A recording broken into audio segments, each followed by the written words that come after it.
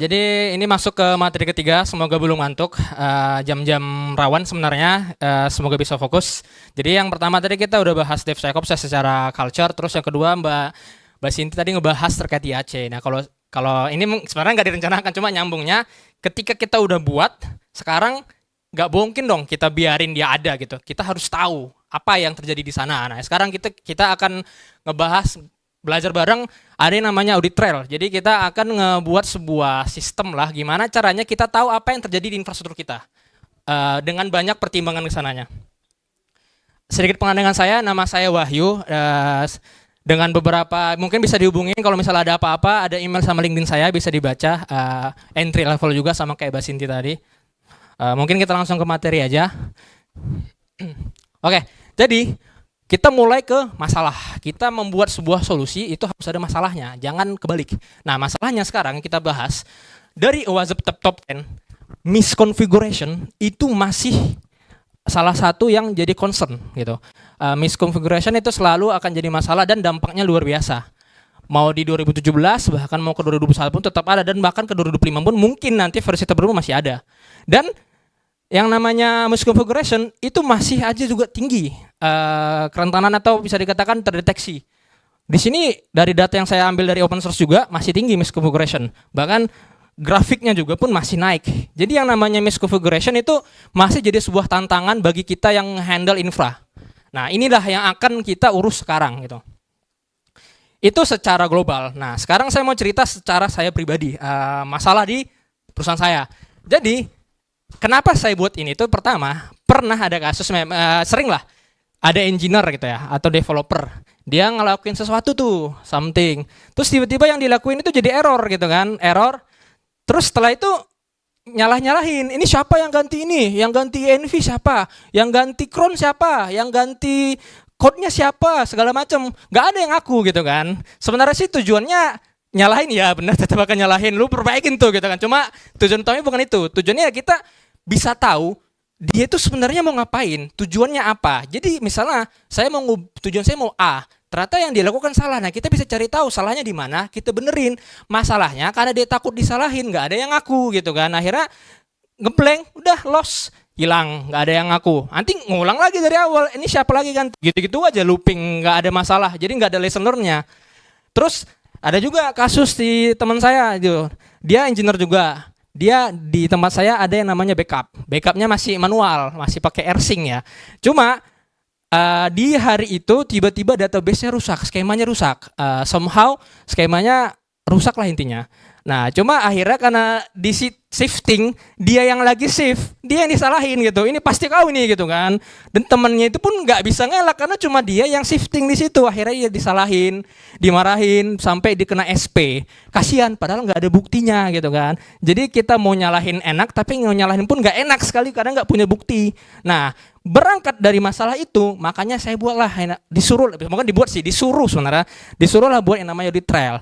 Nah, cuma sebelum itu kita adalah simple. Teman-teman harus tahu lah yang namanya CIA triad ya. Ini udah sering lah dengar-dengar. Confidentiality, kerahasiaan, integrity, keutuhan sama availability, ketersediaan. Cuma yang kita bahas ini tiga-tiganya akan ngaruh ya ke infrastruktur. Yang paling penting itu ya salah satu yang sekarang kita bahas itu availability gitu ya. Jadi security, hacker itu bukan cuma mengganggu secara confidential atau integrity perubahan data. Availability pun termasuk. Kalau dia ngebuat website kita nggak bisa diakses, data kita nggak bisa diakses kan sama aja, itu ngaruh bisnis. Nah, kita mencegah di situ, availability juga. Nah, untuk implementasi ini yang saya katakan perlu implementasi yang namanya AAA, authentication, authorization sama accountability. Nah, untuk authentication, nah, siapa di sini SSH masih pakai root, itu tobat ya.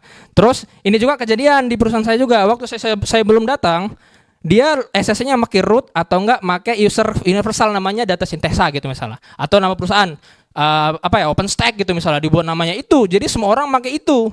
Jadi nggak ada yang namanya ketransparansi, nggak ada yang namanya perbedaan. Jadi kita nggak tahu. Kalaupun nanti kita cek di history, usernya universal, root atau data sintesa gitu kan. Nah, pertama yang harus teman-teman lakukan, ubah culture-nya. Ini susah, saya akui. Saya dulu karena udah keburu nyaman, dia pakai root, bla bla bla gampang, saya paksa ganti, nggak ada pakai root, lu SSH harus pakai key, ganti ini, butuh 1 bulan biar mereka teman-teman developer, teman-teman DevOps segala macam baru mau pakai ini. Malas intinya, tapi ini harus dipaksa. Habis itu ya ini sama kayak nggak cuma di SSH, di database. Siapa yang masih pakai super user gitu, semuanya pakai super user gitu, semuanya bisa drop database gitu ya kan, semuanya bisa ngubah table segala macam diubah. Ini juga jadi masalah juga, agak susah nge-enforce-nya dulu karena udah nyaman pakai user super user, saya paksa. Jadi untuk SSH mah gampang ya, sudo doang ya. Tapi yang database ini saya akhirnya implementasi punya role. Jadi role-nya backend cuma bisa read doang di production. Role-nya FE nggak perlu sih. Role-nya data engineer di production bisanya CRUD dan segala macam. Nggak ada lagi yang pakai super user selain bosnya. Walaupun bos jarang megang sih. Intinya saya ngebatasin. Jadi kalau ada apa-apa kelihatan yang pakai siapa, role-nya apa gitu. Nah, baru kita masuk ke accounting. Nah, ini kita mau pasang audit trail. Nah, untuk implementasi audit trail ini saya pakai yang namanya Elastic. Elastic mungkin teman-teman pernah dengar, itu salah satu tools SIEM yang kita bisa ngumpulin dari banyak endpoint masuk ke Elastic gitu ya. Ini contohnya di proses saya pakai AWS. Gak open source ya, bayar. Coba maksudnya bayarnya agak mahal, tapi intinya secara topologi kayak gini, dia ada Elasticsearch sebagai database, ada Kibana dan Fleet sebagai yang connect lah ke endpoint, terus setelah itu kita ada server-servernya endpoint. Nah, di masing-masing endpoint ini, yang pertama untuk audit trailnya SSH, harus install yang namanya audit D. Mungkin pernah dengar namanya audit D. Habis itu config audit D rules-nya, dan install Elastic Agent-nya, dan pakai integration di Elastic. Integration di Elastic banyak, hampir semua tools ada di sana. Untuk database Postgres misalnya atau MySQL, sama pakai install Postgres-nya jelas, config Postgres logging. Logging ini tuh defaultnya nggak dipasang, maksudnya loggingnya itu hanya yang basic. Nah, ada yang config di Postgres-nya itu kita harus ngedefine lognya itu levelnya dari mana, kita log biar bisa muncul. Mongo juga sama, kita define loggingnya, kita pasang integration, cuma khusus Mongo ada yang namanya custom pipeline. Agak susah sih, cuma nggak usah dihiraukan aja dulu untuk MongoDB. Nanti hasilnya akan seperti ini. Ini audit D. Udah keinstall, udah di apa? Contohnya di sini segala macam. Saya ngejalanin command, audit D itu dia akan ngecek dari kernel execution. Jadi nggak akan bisa dia kabur karena pasti ke-record sama kita. Bahkan komen-komen yang dijalankan by system ke-record juga gitu. Contoh di sini, saya ngebuat touch Wahyu test. Kelihatan namanya saya Wahyu, jelas gitu kan. Kalau saya tiba-tiba ngubah config apapun, jelas, gak bisa saya ngelak gitu kan. Ini yang ngubah jam segini Wahyu, nano, RM segala macam. Ini contoh implementasinya cukup bermanfaat. Jadi kita tahu siapa yang ngelakuin apa dan jam berapa. Dan ini jelas gitu, nggak bisa dibantah akuntabilitas. Nah, ini untuk yang database. Kita config biar dia bisa ngasih log kayak gini. Nanti si Fleet dan si Elastic yang ngambil log ini, nanti hasilnya kayak gini. Contoh di sini yang di tempat saya sekarang, yang namanya Aris. Aris data analis, dia nggak database mana, dia ngelakuin query apa. Jadi kalau dia nambah apapun kelihatan di kita. Dia ngedrop database pun kelihatan di kita gitu kan. Sama juga di Mongo kayak gitu. Nah, data-data kayak gini yang akan kita kumpulin. Biar ketika jadi apa-apa, kita tahu misalnya nih, website down, kita jadi tahu apa yang mau kita cek. Misalnya downnya misalnya jam 8 malam, kita punya data sekitar jam 8 malam itu ada aktivitas apa gitu kan. Siapa yang ngelakuin, kita bisa mulai dari sana, kita gampang untuk troubleshoot-nya. Sekalian kita salahin orangnya gitu kan, biar dia yang perbaikin gitu. Kalau misalnya mau gitu ya kan. Nah, kalau udah jadi kayak gini, gunanya apa gitu ya. Nah, kita punya use case, saya punya buat use case. Pertama, ini jelas. Saya ngubah SSH config gitu ya. Mungkin yang awalnya nggak boleh root, saya malas gitu kan. Enable lah bentar rootnya gitu kan. Saya nggak balikin. Dan password rootnya juga saya buat gampang. Mungkin misalnya rootnya password cuma 1, 2, 3 gitu kan, biar gampang. Bentar doang gitu mau ngapain kata yang megang server. Nggak dibalikin. Tiba-tiba servernya kena hack gitu kan. Kena hack segala macam bla rusak gitu. Akhirnya kita cari tahu dong siapa nih. Ternyata lu Wahyu. Ternyata lu ini contohnya siapa ya? Lu ngubah config ini ya gitu ya. Lu balikin nggak Nah, saya bilang balikin buktinya nggak ada nih gitu kan. Udah marahin dia gitu kan. Kasih SP biar maksudnya biar nggak terulang. Jadi kita punya bukti. Jadi nggak ada yang kayak teman saya tadi. Gara-gara dia shift ada rusak, dia yang disalahin. Nggak ada buktinya kan kasihan. Nah ini ada buktinya. Minimal kalau nyalahin kita ada buktinya. Itu yang sederhana. Use case ngubah config, kenapa-napa rusak, error gitu. Terus use case kedua. Misalnya ada database exfiltration, ada data breach, bahasa kerennya. Ya ini cara gampang doang sih, aslinya emang nggak kayak gini ya. Intinya dia misalnya nih masuk SSH gitu, terus dia ngirim dia nge-dump, pgdump, dapat datanya SQL, habis itu dia kirimnya pakai yang sederhana SCP misalnya. Hasilnya mah nggak mungkin SCP ya, bisa pakai ICMP tunneling, DNS tunneling, tapi itu pasti kelihatan juga di kita. Dia mau dibuat gimana pun pasti kelihatan karena dia kernel execution. Semua yang dieksekusi pasti lewat kernel, kelihatan sama auditnya. Cuma ini contohnya, saya nge-pgdump kelihatan pgdump, saya nge-lu SCP kelihatan SCP gitu. Jadi kalau ada apa-apa kita tahu. Dan juga karena kita udah config di level database sama kelihatan juga. Ada pgdump yang jalan authorize. Usernya di sini masih Postgres ya. Ini jangan teman-teman pakai Postgres. Divine sendiri namanya. Jadi kalau misalnya ada akun yang compromise, kita tahu akun siapa gitu. Kelihatan segala. Dan ini juga nggak cuma kayak gini. Misalnya dia ngapa-ngapain pun kelihatan di kita. Ini dari level database. Terus use case yang selanjutnya, backdoor installation.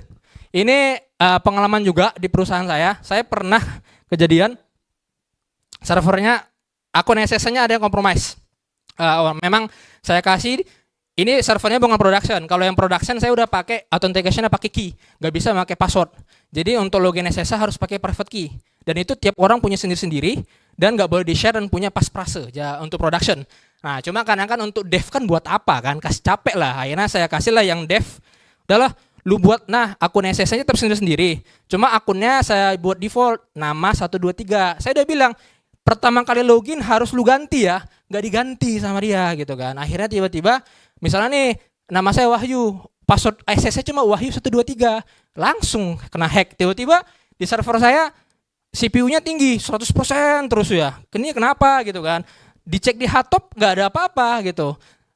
Ternyata saya cek cronnya ada yang jalanin script mining gitu, script mining. Saya hapus miningnya masih jalan. Kenapa? Akhirnya untungnya ada ini audit trail.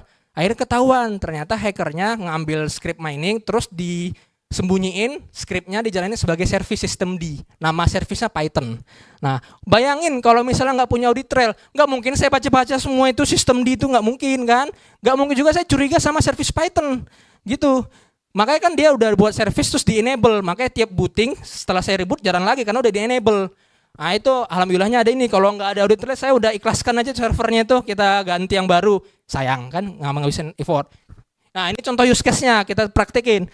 Nih saya ngebuat sebuah website yang dia vulnerable terhadap RCE. Yang paling sering di pemerintahan, PHP. Ini sudah di mana-mana sering kejadian, capek saya ngelihatnya. Aplikasi PHP dia rentan namanya RCE reversal PHP. Nah hasilnya bisa nih kan, saya udah pasang, udah jalan nih root gitu ya. Saya buat privilege escalation, saya buat SEO ID-nya yang cifine jadi root, jadi bisa langsung, biasa nggak usah capek-capek langsung jadi root. Ini misalnya anggaplah kejadian gitu ya, si hackernya ngelakuin ini. Habis itu dia ini yang saya buat, dia ngebuat escalation, terus dia saya ngejalanin saya nanam backdoor. Sederhana saja PHP reversal gitu ya, dia nge-listen ke IP dev saya, terus saya ngebuat sistem di kejadian di tempat saya juga, ngebuat service yang namanya Wahyu, dia ngejalanin script yang ini gitu, simple kan. Akhirnya saya jalanin, terus jalan service-nya reversal. Cuma ini nggak mungkin, hacker nggak mungkin sebodoh itu dia buat namanya kayak gini, jelas banget nggak mungkin. Tapi aslinya anggap aja seperti itu ya, dia misalnya anggapnya dibuat service-nya namanya Nginx gitu. Jalan, udah saya jalan, saya coba netcat ke port yang si script tadi kan dia ngebuatnya ke port 555. Saya tes, udah bisa, udah connect, udah masuk, masuk. Anggap ini jadi di perusahaan teman-teman, di tempat kita. Aplikasinya jelek ya, reversal yang ketanam, ada backdoornya, namanya Nginx. Ini kenapa, kalau saya kan crypto mining sama lah, mau mining mau backdoor gitu. Nah, kalau kita nggak punya deteksi, ini kita udah nggak ngasih tempat tinggal free forever sama hackernya buat kayak gini. Nah, karena kita punya audit D, kita bisa yang namanya deteksi. Pertama, first rival connection. Kelihatan, oh ternyata ada yang jalanin WMI, bin base-nya, dan dia ngejalanin yang apa tadi, script untuk preferred escalation, dan ngambil yang namanya reverse SSH gitu. Dia nggak kelihatan ya, karena ini ngambilnya dari reverse shell-nya dari bukan dari SSH, tapi dari website, makanya dia usernya www.data.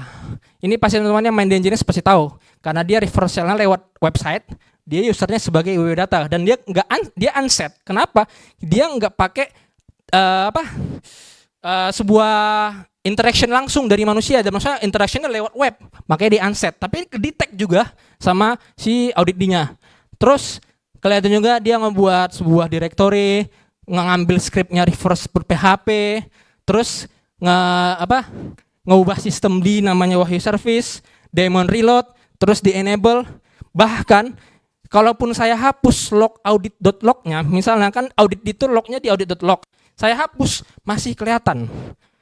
Jadi seburuk-buruknya dia hapus var log, dia hapus history, base history, sia-sia kelihatan di kita. Bahkan walaupun dia hapus audit lognya, masih muncul di kita.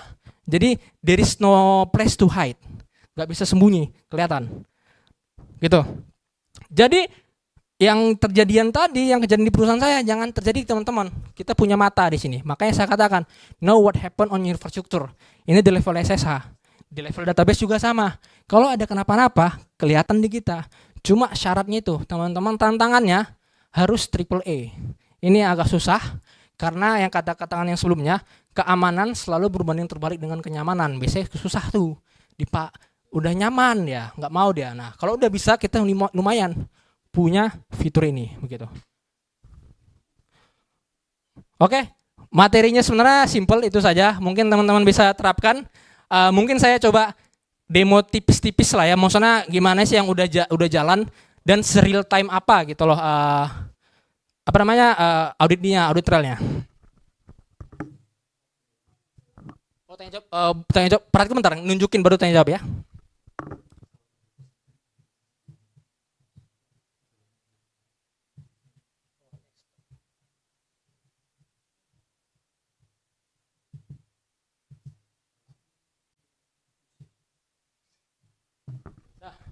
Ini yang udah jadi ya.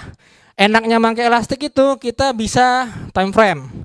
Tanggal berapa, jam berapa, mau las gimana, bisa kita query, kita filter. Misalnya namanya siapa gitu, Wahyu atau siapa. Kalau aslinya mah dia nggak cuma Wahyu, banyak nih.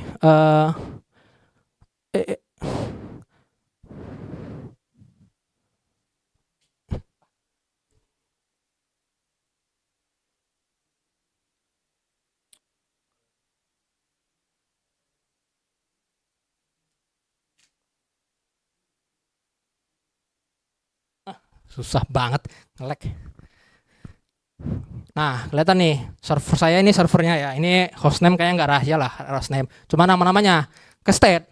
Dia siapa-siapa aja. Ini nama nggak kredensial, namanya mah nama pasaran. Intinya nama-nama kelihatan siapa aja. Server mana aja kelihatan. Komen apa aja. Ini komennya sebenarnya komen-komen nggak jelas ya. Karena ini dia nge-record komen yang dijalankan secara background oleh sistem.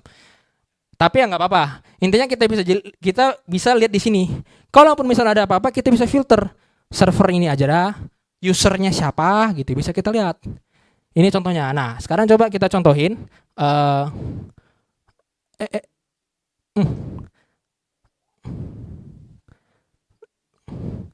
menit aja deh. 1 minute.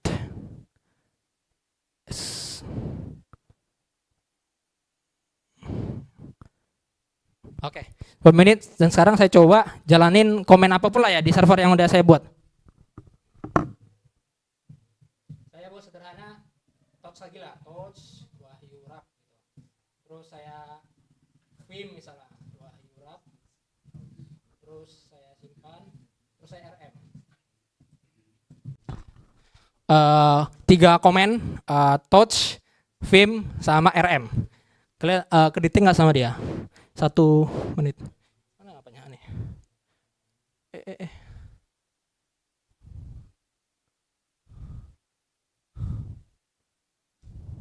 Nah, retake. Touch, Vim, sama RM, real time. Jadi hampir nggak ada waktu mau dia ngapain gitu. Mau dia RM, mau dia nge-history, kelihatan di kita nggak ada celah buat dia. Ini jadi kita punya mata di infrastruktur kita, nggak cuma buta, kita nggak buta gitu. Jadi itu doang sih. Jadi kalau teorinya demo yang lebih kompleks kan udah tadi ya di PPT, teman-teman bisa coba, bisa implementasi ini cukup menarik. Dan kenapa saya pakai Elastic? Karena di Elastic dia fiturnya banyak. Mungkin teman-teman ini saya tunjukin deh. Dan dia gratis ya, cuma masih ada fiturnya yang berbayar, cuma saya nggak pakai, nggak butuh-butuh amat juga.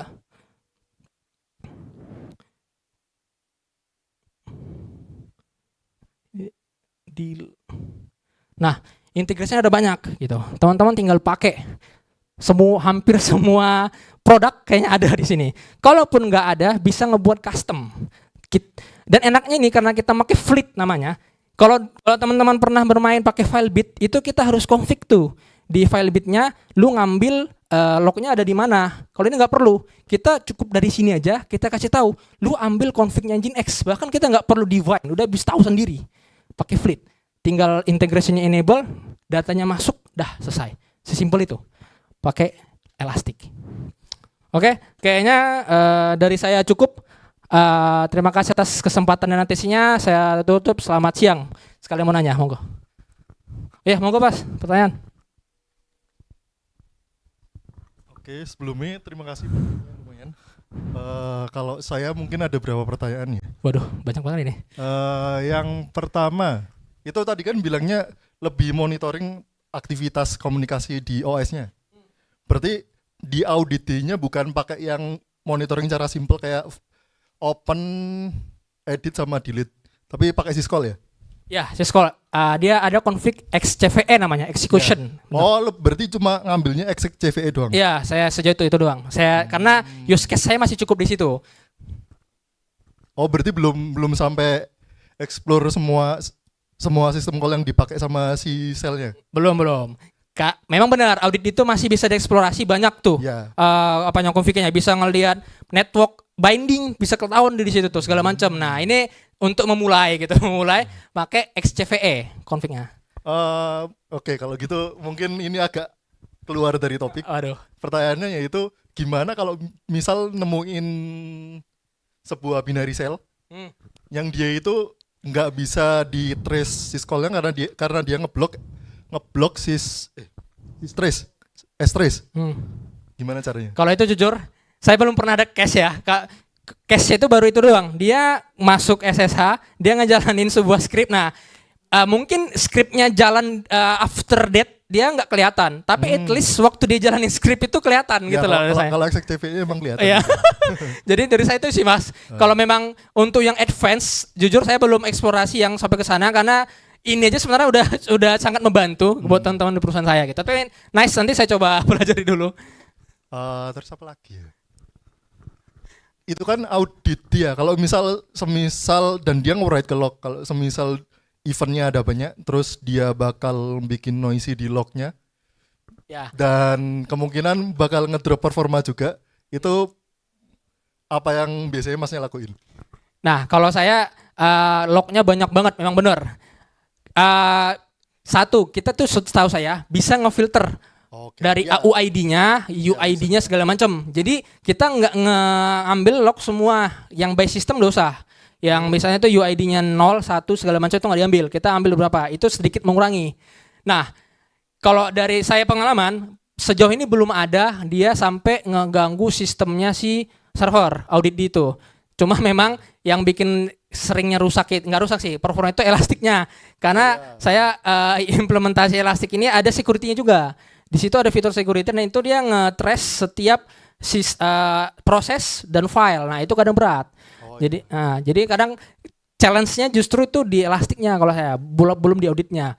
Dan memang benar kayaknya Mas pengalamannya jauh lebih banyak dari saya. Saya belum nemu juga sampai dia ngepaksa itu sampai full. Cuma satu sih yang penting Mas, teman-teman. Ini tuh sifatnya hanya deteksi gitu ya. Bukan prevensi, tapi mau gimana pun mencegah itu lebih baik daripada mengobati. ya lebih baik jangan sampai kejadian gitu. Ya itu saya katakan, jangan sampai SSH-nya segala macam root dan pakai segala macam. Nah sekarang saya implementasinya, SSH-nya udah pakai key dan kawan-kawan, terus saya implementasi, saya lupa nama apanya, passwordnya saya buat paksa, enforce harus berapa digit, dan ketika dia login pertama kali saya suruh ganti. Nah itu intinya teman-teman mencegah, itu sih mas kalau saya. Oke. Sama mungkin kalau selain audit D bisa explore, ini mungkin agak susah. Apa Mungkin bisa explore observability-nya pakai eBPF biar nggak perlu ninggalin jejak di log. Ya eBPF itu menarik juga. Pakai eBPF, jadi terusnya agak banyak juga. Saya pernah pakai, saya lupa tulisnya apa, dia level kernel juga. Dia pakai eBPF. Itu juga teman-teman bisa explore juga sih eBPF. Tapi thanks mas, jadi mending masih di depan harusnya tadi ya. Oke, ada pertanyaan lagi teman-teman? Monggo mas.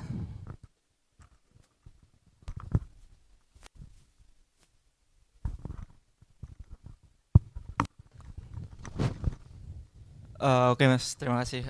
Izin bertanya, simpel aja sih pertanyaannya. Mungkin relate dengan apa namanya? Mungkin jenengan udah pernah ngalamin atau belum? Kan itu terkait audit trail ya. Dan itu kalau pakai elastik kan cukup berat ya. Saya tahu itu.